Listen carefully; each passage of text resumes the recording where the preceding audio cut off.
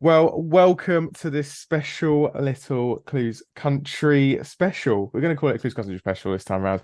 We are delighted to be welcomed by someone who is in the UK. He performed at the O2 the other night with the one and only Morgan Wallen. He's got a brand new single out called Things I Take for Granted, which is just such a tune.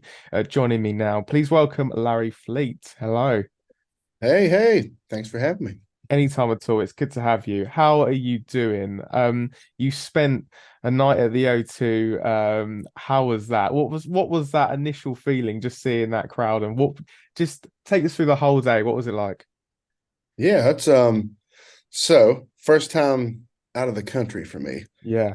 And first time here, but just first time out of the United States. But yeah, so flying over and getting to my first show here to play for 17,000 people was a pretty good day. But the morning started with getting some coffee and stuff, and then I rode what we call the train. They call it the tube here. We Yeah. got on the tube, rode the tube, and went to see Big Ben, seen the London Bridge, had some lunch and stuff, fish and chips, and did the whole tourist thing, and then went to the O2 and got ready and let it rip, and it was cool because it's different here and I love it because the crowd was very respectable and like or respectful, not respectable, In some whatever. And places. and and but yeah, they were very respectful. So like they would cheer when we walked out, and then it was like quiet. I was Yeah. like, okay, you tell a story, you sing a song, and then they cheer, and they get quiet again. And it was like, but it was very cool because they were looking, they were paying attention, they were listening. It was nice and a breath of fresh air. So it was a really cool day for me. Yeah, obviously you're when you're walking out on stuff. I mean, you were first on as well. I wasn't at the gig, but I wish I was. But I, a lot of people said to me you were great, by the way. But walking out onto because you were the first out, was it quite apprehensive or was it just excitement? Oh, I was excited. I've been able to. I was on Morgan's last tour when we did the Dangerous tour, all arenas and stuff. So I'd gotten used to playing arenas with him. So when you play one arena, like they kind of look the same, they feel the same Mm. inside. And so luckily I'd done that before, so my nerves wasn't too bad. And so I felt pretty good going up there. And like I said, it was nice how quiet the people got, and they really seemed to enjoy it and like the stories and all that. And we just really played acoustic style because I mean I knew like Bailey was going to be running around acting crazy, and then Morgan's going to be out there with a flame show and all the cool stuff. And Mm. so I was like, you know what, like the only way for me to really kind of make a showing on this is to just give them the old school way. And so there was no tracks. It was acoustic guitars and just sing, and do our thing. Just here's country music, and that's the best I can give you. And then yeah, going back out with Morgan at the end there was really cool, and uh seemed to have worked out pretty good. I got a really good response from it, and I've seen a lot of messages and comments and different things online. So yeah, it worked out good. Now you've done a lot of people, artists, especially coming over from the States, always say about the UK crowd is always so like attentive and really listens to every single word. Did you Yeah. find that? And what do you find the differences now between a US crowd and a UK crowd for you specifically? Uh well, it depends on where you go in the US. Like if you're in a college town, it's going to be kind of rowdy and drunk, and they're not going to be paying attention. It doesn't matter if it was Morgan out there. I've been on plenty of Morgan shows, and it was just a rowdy crowd that were drunk and falling down. And it's like, man, that's a lot of money to kind of spend not really enjoy the show. And me Yeah. as a music lover, like I want to watch a show, but that's in a college town or something, for instance, but not all of them are the same. But then you might go to Iowa or something like Midwest, and the people are going to be um, much like what they were last night, where they'll listen to you, and they like music, and they want to hear what you got to say. So, but that was a big difference between last night. Is the whole crowd was like it was quiet, like Mm. right when I would go to start a song and I would go to tell a story, it was quiet because Yeah.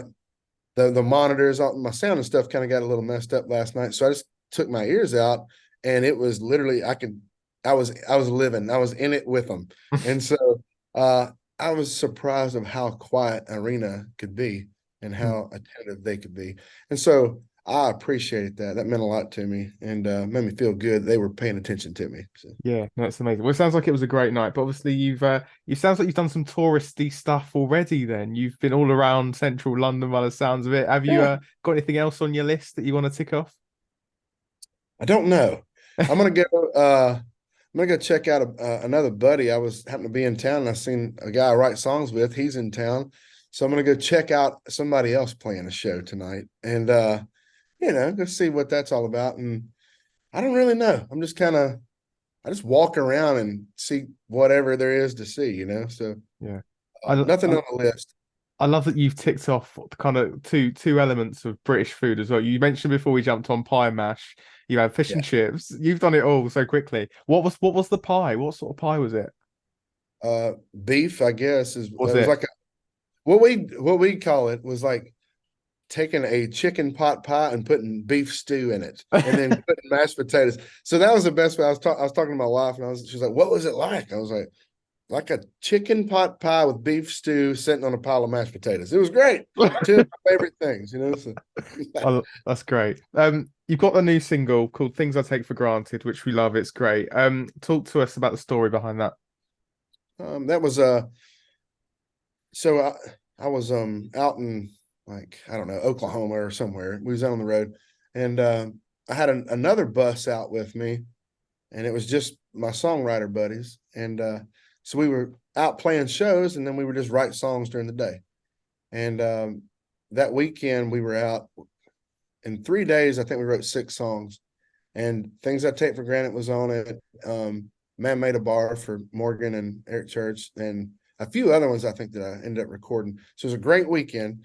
And we were just kind of on fire, but we were standing in the parking lot, this little place we were playing, and I was just talking about missing home, and the kids, like my little boy's 4, my little girl's 2, and it's like it's crazy how those really young ages they grow up really, really fast. So one minute they're not really walking or doing anything, and then you come home the next day and they're up running around talking, and it's like the little simple things in life we just look past every day. Hmm. Things we take for granted, and I was like, well, Things I Take for Granted sounds like a really good title. And so we walked in the bus, and an hour or two later we wrote Things I Take for Granted, and that was just all simple things that we look past every day, that for like personal experiences. And tucking the kids in, playing football, getting 3 green lights in a row. Whoa. It's it's kind of those simple things, and we just look past and we take for granted every day. Now I think it's been relatable from what I've seen at live shows. People latch on to that song big time. So Yeah, and that's one thing you definitely would have seen in London. 3 green lights in a row in London does not exist at all. I don't know if no, you it noticed does. that. I know. We went from the airport. It was 20 miles from the airport to the hotel, and it took an hour and a half. I was like, I think I could have bear crawled faster. Now you know why we get the tube everywhere. I know. Yeah, it makes It's sense. just one of those things. Talking about your kids there, are they very musical at the moment? Can you see them following Oh your yeah, footsteps? yeah. So Waylon, he's 4. He is getting a drum set for Christmas. Santa Claus is bringing a drum Right set, team. and then so he's already, like, he's got other little drums and stuff. He loves that. He plays guitar, or he's playing, and he's got rhythm and everything. So he loves playing music, and he's the entertainer. So at night he's like, "All right, call me out, Dad." And it's like I'll be sitting there, and he's like, he's got Young Buck is his favorite song, and so he's like, "Alexa, play Young Buck," and then Alexa starts playing Young Buck, and he's like, "All right," and I'm like, "Ladies and gentlemen, welcome Waylon Davis Fleet to the stage," and he comes out and he does this dance, and so he's very much the entertainer. Hmm. And then Stella, my little girl, she's 2, and she'll be 3 in April, and she's the singer. She literally just walks around the house all day, every day singing. Hmm. And it's little nursery rhymes or something, or sometimes she just makes up her own. She might be a songwriter, I don't know, but she just kind of sings all day. They'll be on tour in no time. Yeah, yeah. I know. I hope so. I'm gonna put them to work. So. Absolutely. Get them in the team. one thing I found interesting about your story is obviously you come from a TV show, haven't you, called Real Country, which I didn't know too much about. Um, Yeah. but kind of in that period to now, can you quite believe how it's all gone? Well, that TV show was a one and done. They were trying something out, and so they called and said, "Hey, would you like to be a part of it?" And I said, "Yeah, okay." So I did their little tryout or whatever, and it worked out. I mean, it did. I don't know if it ever got very much attention or viewership on it, but it was cool to see how that whole thing kind of works too. Hmm. I, it's not what you think it is. It's a lot of things happen different, but you know, with all the shows and stuff going on, like they have so many different seasons, and every year it's like here's 2 or 3 different seasons of whatever show. And I think when it first came out with these shows, I think it was productive, and I think you got you know different people that have done pretty well. And I think there's so much of it now that it kind of gets a little diluted. Yeah. But I was glad that I wrote songs and I did everything, and I was able to come from that and make my own kind of career out of it. I wouldn't say I really had a whole lot of help on that end. I mean, it wasn't a big show. So Yeah. but, it was cool. I met some cool people, and seen how the showbiz worked a little bit. Yeah, absolutely. Well, it's time to play a game now. I did tell you a little bit about before. It's called Keep Calm and Name Country. And this game is where my guest picks an artist, and you got to name as many songs as you can by that artist in 30 seconds. So, have you thought about who you might want to pick for this? Well, yeah, I'm just gonna go for it. Let's go with Merle Haggard. Amazing, amazing, cool. Right. Well, I will get my stopwatch. Here you're on the spot because I gave you no revision time, but this is what the game's all about. It's what we like. All right, So you have 30 seconds to name as many songs as you can by Mel Haggard, and your time starts now. all right. Branded Man, Stay Here and Drink. That's the Way Love Goes. The Way I Am. Um, shoot. They got me. Oh, time. Dadgummit. Well, I'm completely blank now. I got four, I think, out of yeah. And as soon as this is over with, I'll Five, remember 20 more. four, three, two, one. Ah, whatever. Yeah, Started you off get really well with the four came out straight out of the blocks, and then the wall. I died. Yeah, I don't know what happened. It's all I can good. remember like how melodies go, and it's like titles that I forget. But hey, I feel pretty good with four. I mean, Yeah. that's good. Yeah, Believe me, people have done worse on that game, so don't feel bad about it at all. It's all good. Um, keeps you going. yeah, Um, yeah. one thing I wanted to talk about was obviously you're working with so many people. You're obviously on tour with Morgan, obviously a good friend. You've had track out with Hardy, John Pardy. Is there anyone out there at the moment you're eyeing up next to kind of collab with, whether it's on a songwriting perspective or to have your voices on a track? Um, yeah. If I was to collaborate, like on a track or something, I want to do. I would love to do something with Nora Jones. I think that'd be fun.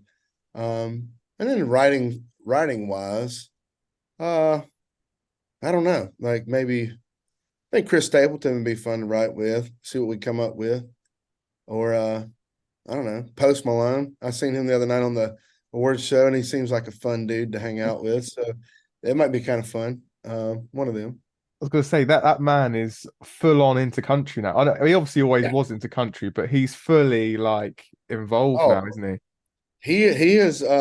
Yeah, he's in completely in it now. He's countrified. So I love that. I love that. And just finally, what's it like being on tour with Morgan then? Obviously, it's not the first time, but what's life like on tour with Morgan?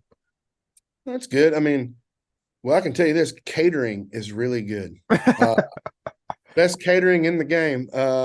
So we definitely appreciate that. But it's always fun. I mean, you're playing great big shows in front of every night's going to be sold out. Every show is sold out, and it is.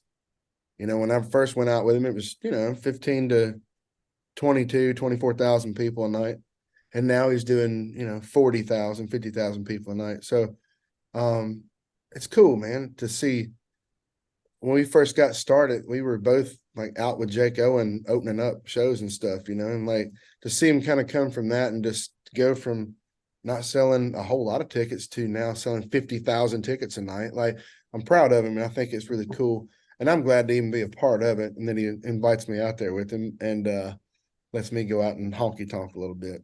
Absolutely. No, it sounds like a lot of fun. And before you go, what else have you got planned then? Obviously, the rest of the year, well, 2023 is nearly over. Looking into 2024 now, what's coming up for you? 2024 starts up. I'm with Parker McCullum. We're doing like a West Coast kind of thing, and which is the coldest time of year. It's in January. We're going to be like way up there, super Yeah. cold, a lot of snow. But we're doing like, kind of West Coast, west side of the United States. And then, trying to record some more music, keep things moving.